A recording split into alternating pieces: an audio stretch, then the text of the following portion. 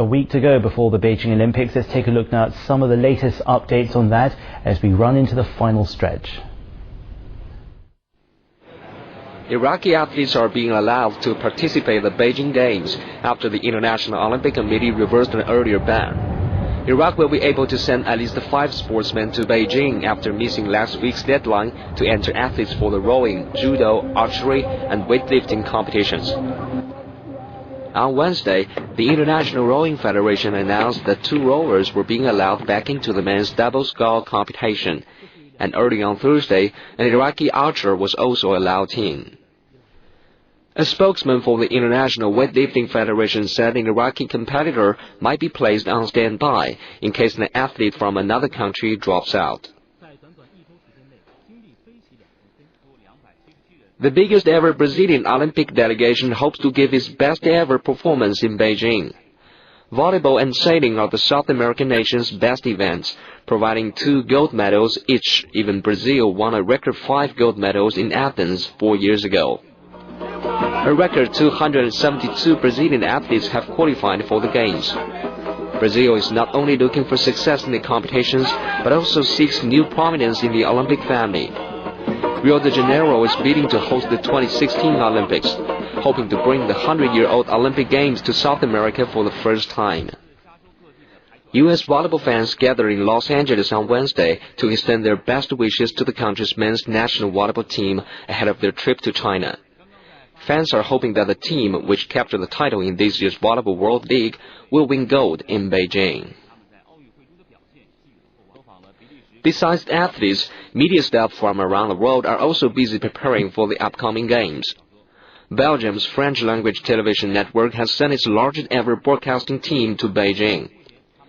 The station's sports department is now scrutinizing final programming plans for the Olympics. The network plans to broadcast the live pictures of the opening ceremony. The torch has to get to the stadium. The relay has now reached the municipality of Tianjin, which is just outside the capital. The 2-day relay began at the Binhai New District at the Tianjin Wuzhou International Freight Container Port. Gong Xiangrui, head of the Tianjin Coal Port, was the first runner. The first 10 kilometers of the 15-kilometer route will be covered by 191 torchbearers and 6 of it on-board vehicles. Among the torchbearers was renowned writer Feng Dicai, a Tianjin native and deputy chair of the China Federation of Literary and Art Circles, the singer Liu Huan and movie star Ge You. Huan Qixing, president of the Tianjin Fund for the Disabled, lit the cauldron at the International Exhibition Center. Tianjin, as we said, is in the northeastern part of the North China Plains, about 120 kilometers away from the capital, Beijing. The second leg of the Tianjin relay will go across the city proper on Saturday. Now, the Olympics are not just a top stage for the world's athletes to perform at their very best, but it also is a catalyst to encourage everyone to take part in more sports.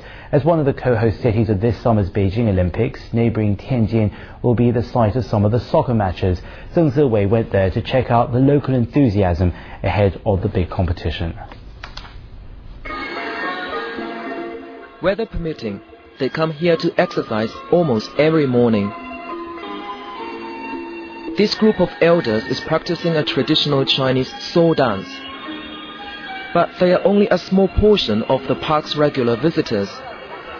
And they are all hoping to bring something valuable back home: fitness. This man is 66 years old. He used to suffer from lumbar disc pains and had liver disease. As a way of improving his health, he began exercising regularly 5 years ago, and his persistent efforts have paid off.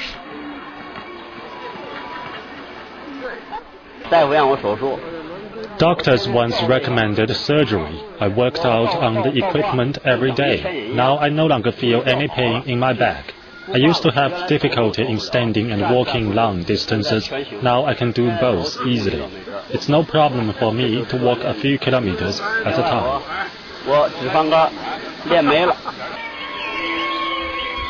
Wangchuanchang Park was built more than half a century ago.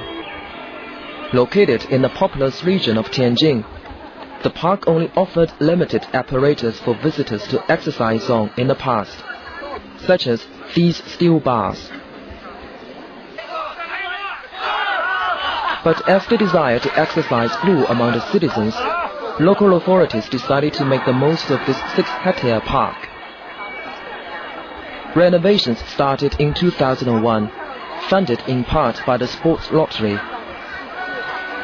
And the idea of including sport in the park was put into practice. New sporting facilities were set up next to trees and flowers. A pebbled path was laid to massage people's feet. And outdoor basketball and badminton courts were built. As Tianjin's first sports theme park, and still one of the largest places for public fitness in the city, this park welcomes thousands of visitors a day, offering dozens of fitness programs and the chance to make friends. Many visitors to this park say by exercising, they can not only make their bodies become stronger and healthier, but also they can get greater enthusiasm for sport in the future and happiness, which is good for harmonious society. This 67-year-old lady loves Tai Chi and has practiced with a Tai Chi group for several years. She says she's noticed a greater passion for sports in recent years. Our team is getting bigger and bigger. We used to have about 20 to 30 people in the past, but now the number has increased to more than 100.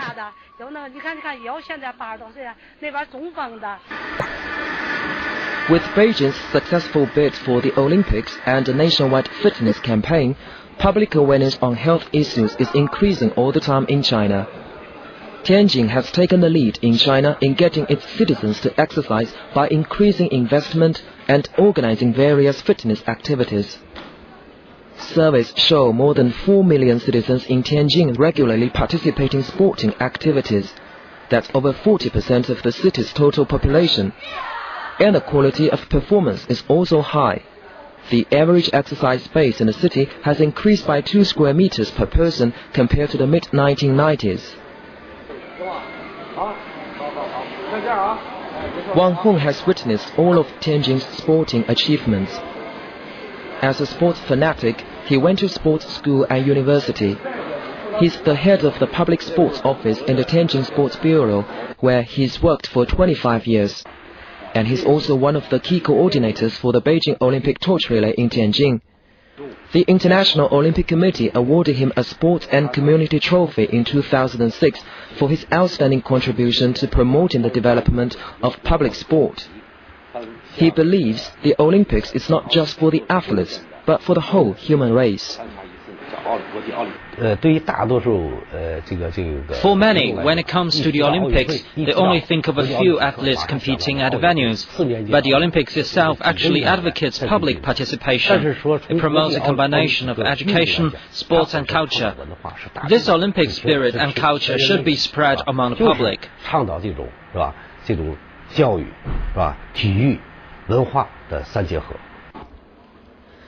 Wang Hong says the legacy of the Beijing Olympics will not just be the venues and facilities that have been built. And he says it's not just about how much Chinese or foreign athletes have improved. In a much larger sense, he sees it as an education for 1.3 billion Chinese people on what the Olympic Games stand for. Olympic culture can be combined with an awareness about physical fitness and improving the standard of living for Chinese people. The end result will be an increasing number of happy and healthy faces among the Chinese population. Zheng Sui, Liu Xiaonong, CCTV, Tianjin. And